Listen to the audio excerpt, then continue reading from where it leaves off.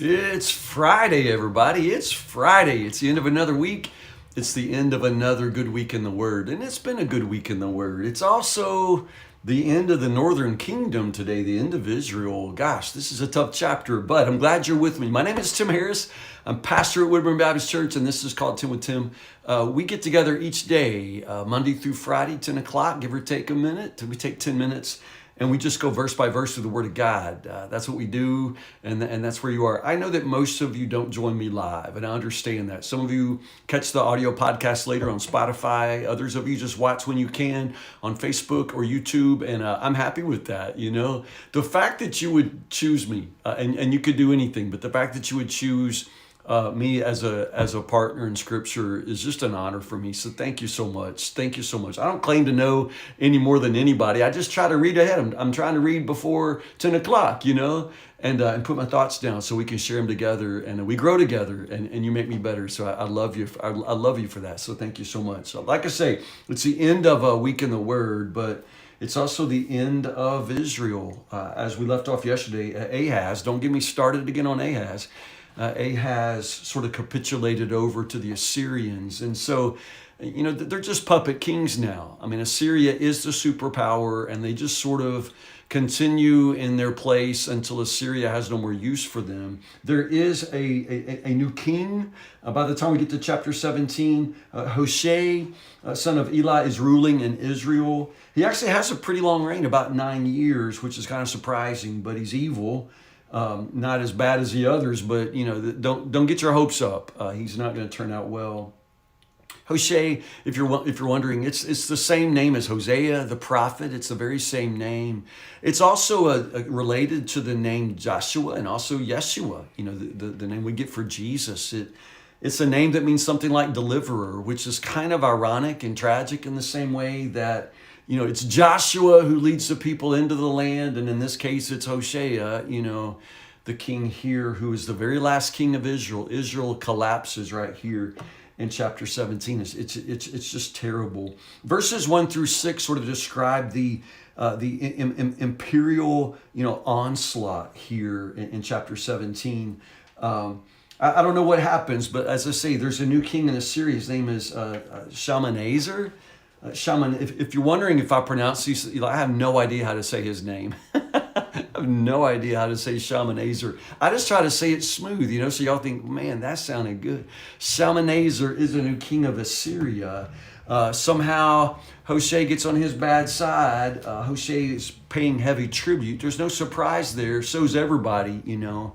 But at some point, Hoshea gets a bright idea to see if Egypt might, you know, on the backside come in and help him. And he's thinking that maybe Egypt's going to come in and save him. And so he decides to not pay the tribute, you know, kind of giving the bad finger to King Shalmaneser.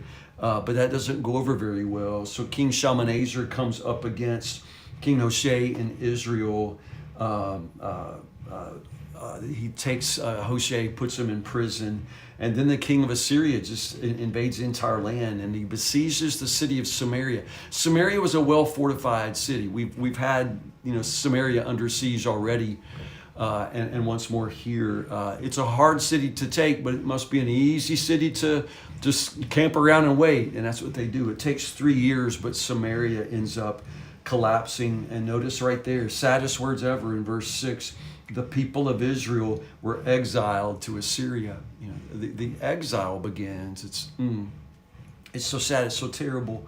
The people of God are rejected now and ejected from the promised land, and now they are exiles in the kingdom of Assyria. What follows here, chapter 17, verses 7 to 23, something like that, is the theological reflection. It's like, okay, we've had all of these chapters, but now it's like now the preacher leans over, you know, and just says, can I tell you why this all happened? You know, explain this to you, as if you can't connect the dots. Do you know why all this happened? I mean, we've just been kind of rolling through the kings, and we're getting a report card. You know, he mostly did what was good, but he wasn't all that good, and he mostly did what was evil, and this king was totally evil, but now you get this whole reflection, and it's really not just the kings anymore, it's the people. It's the people. It's the Israelites who would not listen. So if you were having any trouble understanding why God, where was God when his people got let off? Where was God? Why would God let this happen? Well, the answer is absolutely spelled out here.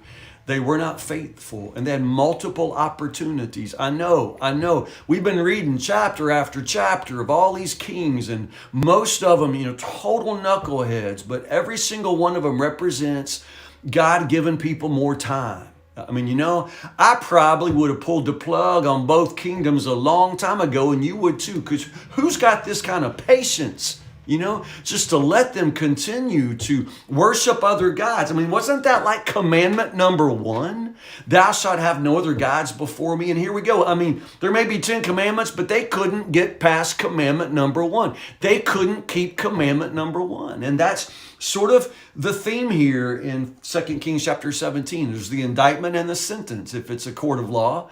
And the indictment is you couldn't keep commandment number 1. Thou shalt have no other gods. Like, it's not like you can worship Yahweh, worship the Lord, and then worship other gods too. That's never a part of the deal. That's not one of your options.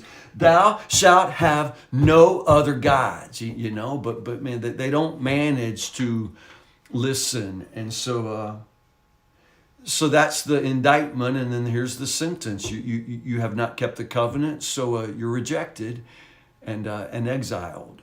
It really is devastating. Notice right there, they did all the things we know they did, but look at verse 9. The people of Israel also had secretly done many things that were not pleasing to the Lord their God. I mean, it's not just the big things, like Ahaz, sacrificing his own kids, or Jeroboam making the gold, calves and bringing the whole northern kingdom, into sin. I mean, it's not just that. It's all the secret sins of all the people. It's not that just God had his eye on the kings. God had his eye on all the people. And sometimes we want to blame our leaders, for the mess we end up in. But no, you're in the mess you're in because of the choices you made, And so people of Israel had done secret, private things, and the Lord saw all of those things. And so the Israelites would not listen, and so they are exiled. Verse 15 there is really interesting. It's almost like, that the writer of 2 Kings has heard Hosea, preach, or Jeremiah preach. It's that line there that says they worshiped worthless idols, so they became worthless themselves. They worshiped worthless idols, so they became worthless themselves. I mean, that's exactly what Hosea says. That's exactly what Jeremiah says. You become what you worship. The word there is vapor. They worshiped vapor, so they became vapor. You worshiped unreality, so you became unreal. You worshiped nothing, you became nothing. You become like what you worship, clearly. But they chose to worship gods that were nothing. They worshiped vapor. They became vapor. Do you ever feel like in your life you're disappearing? You ever feel like in your life your whole life amounts to nothing? Well, maybe you should take a long, hard look at what it is that you have put in the center. What is sitting on the altar of your life? What is it that you're worshiping because you become what you worship? Because the Lord was angry with Israel, he swept them away from his presence. That's verse 18. Now, and what follows, verses 24 to 41, I think this is interesting. So there's a new population. This is how exile works. This is how Assyria works. So they've conquered Israel now, Samaria, and so they take the Israelites into exile. They put them one place, but then wherever they put them, there used to be people there, and so they just kind of move people around. It disorients them. It robs them of their identity. It robs them of their past. It robs them of their religion. In many cases in the ancient world, they assumed that gods were local. So if you go to a new place, you're supposed to worship the God of that place. It's primitive thinking, but that's the thinking behind moving them around, and you completely erase any threats to the throne, any dynasties, because the people, the leaders are scattered or executed. But notice here the new residents, they all come in, they don't know the local God, they don't know Yahweh. And so as a way of, God making himself known, he dispatches lions. So these people are devoured by lions, and the word gets back to the king of Assyria, like, hey, you sent those people into the towns in Israel, and there must be some kind of fierce God there, because, man, they're all getting eaten by lions. And so they dispatch one of the old priests from Israel. Now, in my opinion, those priests in Israel are and they're not worth a nickel. They're all wicked. They haven't had it down straight ever.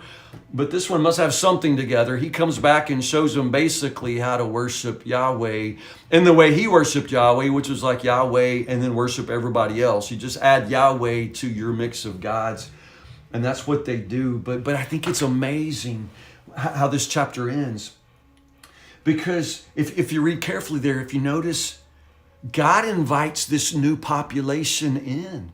They're foreigners. They worship other gods. They're not the people of Israel, but God invites them in, If he will take the covenant, and offer it, if they'll accept it, he'll invite them in. He'll be their God. They'll be his people. But notice what it says there in verse 40.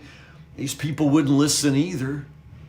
It turns out people are people, no matter where they come from. And they wouldn't listen. They continued to follow their former practices too. So while the new residents did kind of learn to worship the Lord, they also worshiped everybody else in town too, all the other gods. And to this day, their children do the very same thing. It's a long chapter. I just find it devastating, But again, you could just sort of feel it all coming apart. But also in that, I hope you realize God's long patience with his people. But sooner or later, there's just a time called too late, and you've had chance after chance after chance, to trust the Lord, but you won't listen. And so sooner or later, the choice that you've been making for so long, that's the choice you end up living with. And so the people of Israel are in exile. Wow. We'll pick up right here next week, all right? Monday morning, chapter 18. We'll pick up with Hezekiah in Judah. Chapter 18, verses 1 to 37, okay? It's been a good week in the Word. It's been a long week in the Word too, hasn't it? But I love it. I love it all. I'll see you next week, you guys. If I don't see you on Sunday morning at Woodburn, 8, 9:30, and 11, would love to have you worship with us if you don't have a church home. But if not this weekend, I'll see you on Monday morning, Lord willing, 10 o'clock for 10 with Tim. I love